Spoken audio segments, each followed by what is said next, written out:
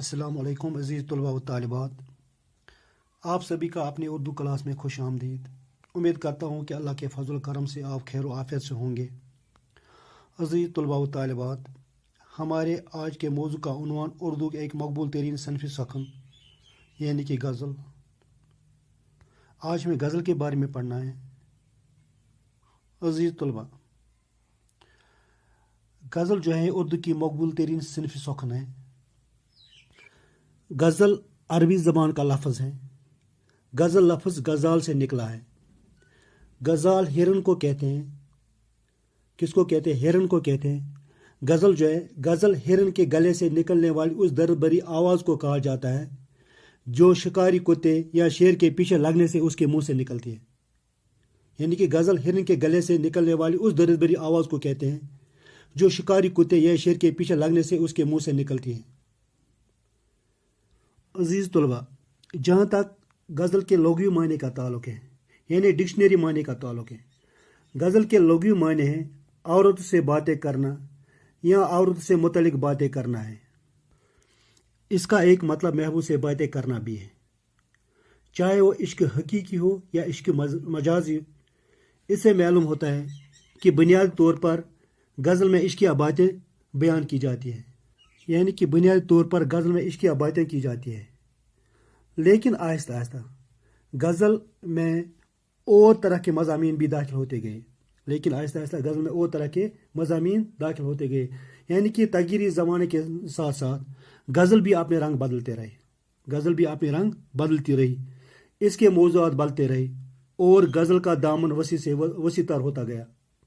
और आज गज़ल में कोई भी मौजू, चाहे वो सियासी हो, चाहे वो समाज हो, चाहे वो मजहबी हो, चाहे वो फ़लसफ़ाना ख्यालात हो, कोई भी मौजू, यानी कि हर किस्म के जज्बात और ख्यालात गज़ल में बयान किए जा सकते हैं। गज़ल में बयान किए जा सकते हैं। इसीलिए शायद आज भी गज़ल उर्दू की सबसे ज़्यादा मकबूल सिनफ़ सुखन है। अज़ीज़ तलबा व तालिबात, इस्तिलाह शेर में, इस्तिलाह आपको पता ही है, मैंने आपको बताया कि इस्तिलाह किसे कहते हैं, यानी ऐसे मखसूस अल्फाज जो ख़ास जगहों पर ख़ास माने दे। इसे अंग्रेज़ी में टर्मिनोलॉजी और उर्दू में इस्तिलाहात या इस्तिलाह कहते हैं।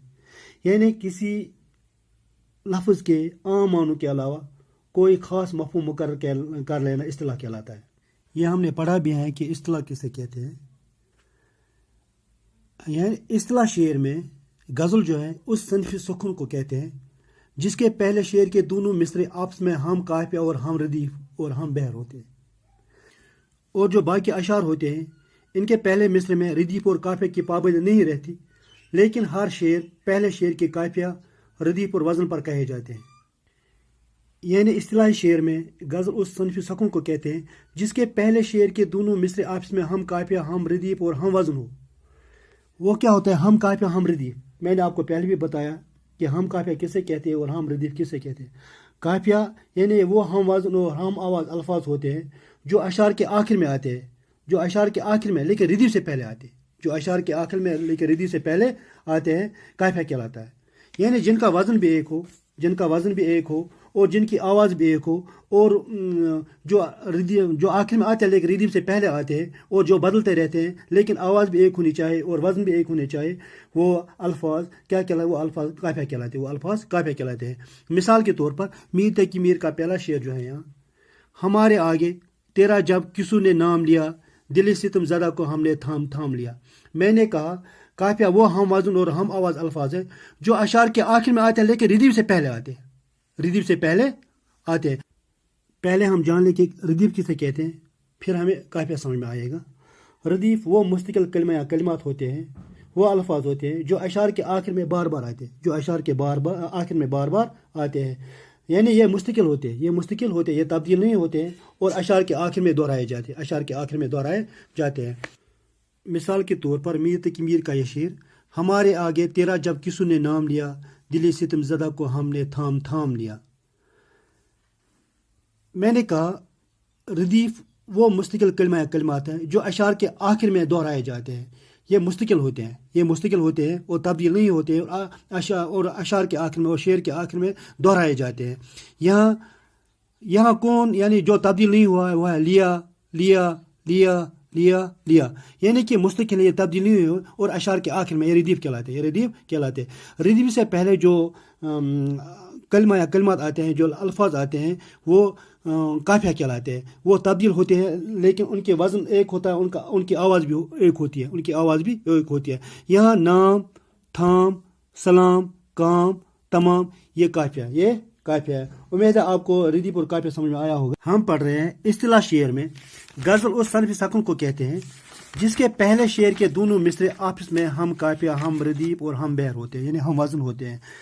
हमने पढ़ा हमारे आगे तेरा जब किसी ने नाम लिया, दिल सितम ज़दा को हमने थाम लिया। जो यह मीर तकी मीर की गज़ल का पहला शेर है। हमारे आगे तेरा जब किसी ने नाम लिया, हमने पढ़ा है उस सनफ़ सकून को कहते हैं, यानी इस्तिलाह शेर में गज़ल उस सनफ़ सकून को कहते हैं जिसके पहले शेर के दोनों मिसरे आपस में हम काफिया और हम रदीफ हो। यानी ये पहला शेर है, इसके दोनों मिसरे आपस में हम काफिया और हम रदीफ है, यानी इसमें भी लिया है, यह भी रदीफ है, यह भी रदीफ है। नाम और थाम ये काफिया है, यानी कि इसके पहले शेर के दोनों मिसरे आपस में हम काफिया और हम रदीफ है। हाँ तो बच्चों, गज़ल का पहला शेर जिसके दोनों मिसरे आपस में हम काफिया और हम रदीफ हो वो मतला कहलाता है। मतला यानी तुलू होने की जगह। जिस तरह सूरज तुलू होता है और दिन की शुरुआत होती है, इसी तरह गज़ल के लिए मतला लिखा जाता है और गज़ल की शुरुआत होती है।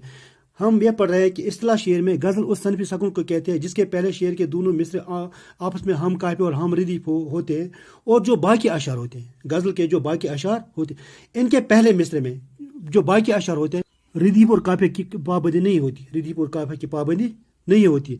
मिसाल के तौर पर हमने पढ़ा है मीर तकी मीर का पहला शेर, हमारे आगे तेरा जब किसी ने नाम लिया, दिल सितम ज़दा को हमने थाम लिया। इसका जो दूसरा शेर है वो है कज रविश न मिला रास्ती में मुझसे कुबू, न सीधी तरह से उनने मेरा सलाम लिया। यह इसका दूसरा शेर है। इसके पहले मिसरे में रदीफ और काफिया की पाबंदी नहीं है, जैसे कि यहाँ लिखा है वो कज रविश न मिला रास्ती में मुझसे कुबू, यहाँ न रदीफ है और न काफिया है। लेकिन जो दूसरा मिसरा होता है न सीधी तरह से उन्हें मेरा सलाम, दूसरा मिसरा मतला का हम काफिया और हम रदीफ होता है। यहाँ मिसाल के तौर पर यहाँ न सीधी तरह से उन्हें मेरा सलाम लिया, यहाँ लिया रदीफ है और सलाम काफिया है, यानी कि दूसरे मिसरे में काफिया और रदीफ की पाबंदी होती है, रदीफ और काफिया की पाबंदी होती है। हाँ तो बच्चों, हमने अभी पढ़ा है कि गज़ल के पहले शेर को मतला कहते हैं।